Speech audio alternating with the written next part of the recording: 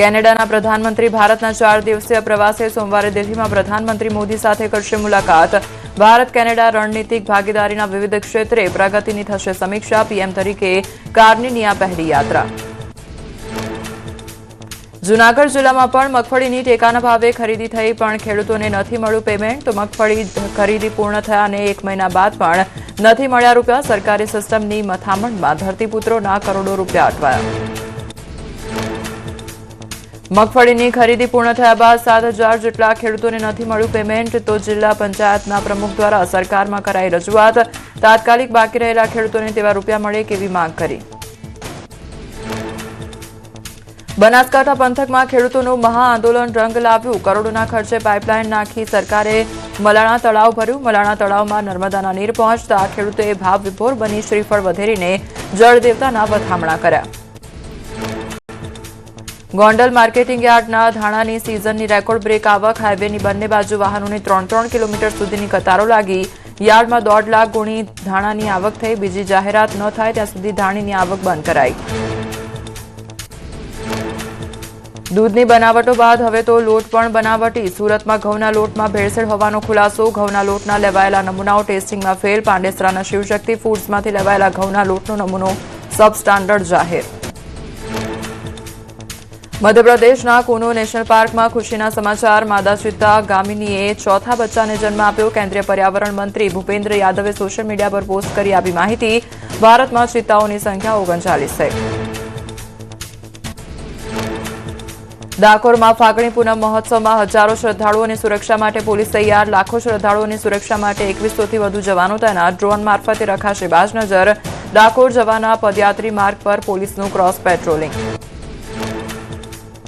વારાણસીમાં હરિશ્ચંદ્ર ઘાટ પર મસાણે કી હોલીની કરાઈ ઉજવણી અને ડમરૂના નાદ અને હર હર મહાદેવના જયઘોષ સાથે હજારો શિવભક્તો એકબીજાને ચિતાની ભસ્મ લગાવી સ્મશાનમાં રાખની હોળી રમી ભક્તોએ ભગવાન શિવને રીઝવ્યા। અયોધ્યામાં હોળીના ઉત્સવનો વિધિવત પ્રારંભ થયો। હનુમાનગઢીના નાગા સાધુઓએ હનુમાનજીને અબેલ ચડાવી આપ્યું હોળીનું આમંત્રણ। ઢોલ નગારાના નાદ સાથે સાધુઓએ ભવ્ય સરઘસ કાઢ્યું। પંજાબના જલંધરમાં આગામી હોળીના તહેવારને લઈને બજારોમાં જોવા મળી રોનક। શહેરની મુખ્ય બજારો રંગો અને વિવિધ પ્રકારની પિચકારીઓથી સજ્જ થઈ। પિચકારી અને વોટરગન માટે ભારે ભીડ જોતા વેપારીઓમાં ઉત્સાહ જોવા મળ્યો। ઉત્તરાખંડની રાજધાની દહેરાદૂનમાં 3 દિવસીય વસંતોત્સવનો ભવ્ય પ્રારંભ થયો। લોકભવન પરિસર રંગબેરંગી ફૂલો પરંપરાગત સજાવટથી ઝળહળી ઉઠ્યું। કાર્યક્રમમાં ફૂલપ્રેમીઓ કલાપ્રેમીઓની ભારે ભીડ જોવા મળી। ઉજ્જૈનમાં પૂર્વ ઉપરાષ્ટ્રપતિ જગદીપ ધનખડે મહાકાલના દરબારમાં શીશ ઝુકાવ્યું। ભસ્મ આરતીમાં સહભાગી થઈ આશીર્વાદ લીધા। પૂર્વ ઉપરાષ્ટ્રપતિએ નંદી હોલમાં બેસીને મંત્રોચ્ચાર સાથે ભગવાન મહાકાલની આરાધના કરી। જૂનાગઢ જિલ્લા ભાજપ પ્રમુખ ચંદુ મકવાણાએ જિલ્લા કલેક્ટરને પત્ર લખ્યો। તો પત્રમાં તલાટી મંત્રીની કામગીરી સામે નારાજગી વ્યક્ત કરી। કચેરી સમય દરમિયાન ગેરહાજર રહેતા હોવાની રજૂઆત કરી। પ્રાથમિક આરોગ્ય કેન્દ્રમાં અસુવિધા મામલે પણ કરી રજૂઆત।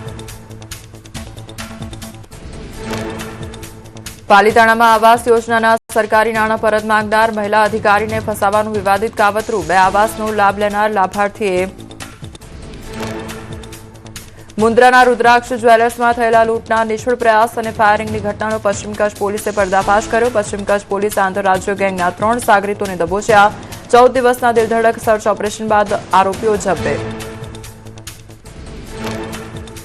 ઓડિશાના કોરાપુટમાં પોલીસનો સૌથી મોટો દરોડો અને 200 કરોડનો નશીલો પદાર્થ અને 5 કરોડનો ગાંજો જપ્ત કર્યો। ઝોલાપુટ જળાશયના દુર્ગમ જંગલોમાં દરોડા પાડીને ગેરકાયદેસર ડ્રગ્સ ઉત્પાદન યુનિટનો પર્દાફાશ કર્યો। અમદાવાદ રેલવે